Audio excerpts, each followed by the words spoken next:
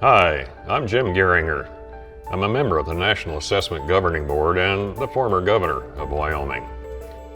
Out in Wyoming, we're a proud and unique state. We like to take the initiative to make things happen. Being the smallest state in population, we call Wyoming the state of high altitudes, low multitudes, and great attitudes. We're home to Yellowstone National Park, which became the world's first national park in 1872.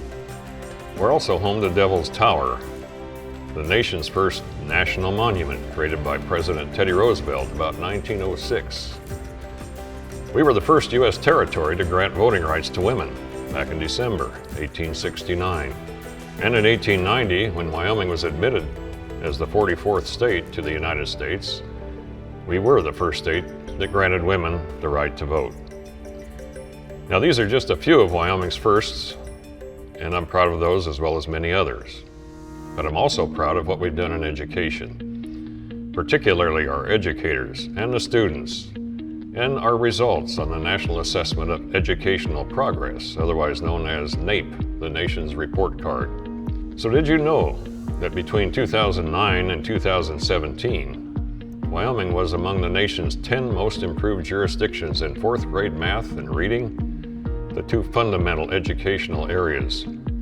I'm proud that Wyoming requires not only equity of funding for our schools, but also equity of opportunity. So let me explain that.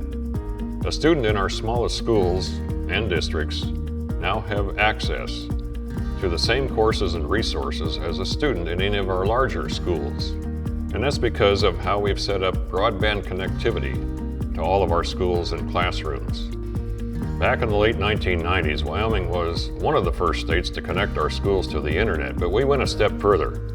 We said it's important that they can be connected to each other and share resources. That resulted in what we now call the Wyoming Unified Network, a broadband internet connectivity for all of our schools, including the one-room schools. We still have 10 one-room schools in Wyoming. To us in Wyoming, a quality education for all students also means understanding our state's history and its peoples. We're very proud of the Indian Education for All Act.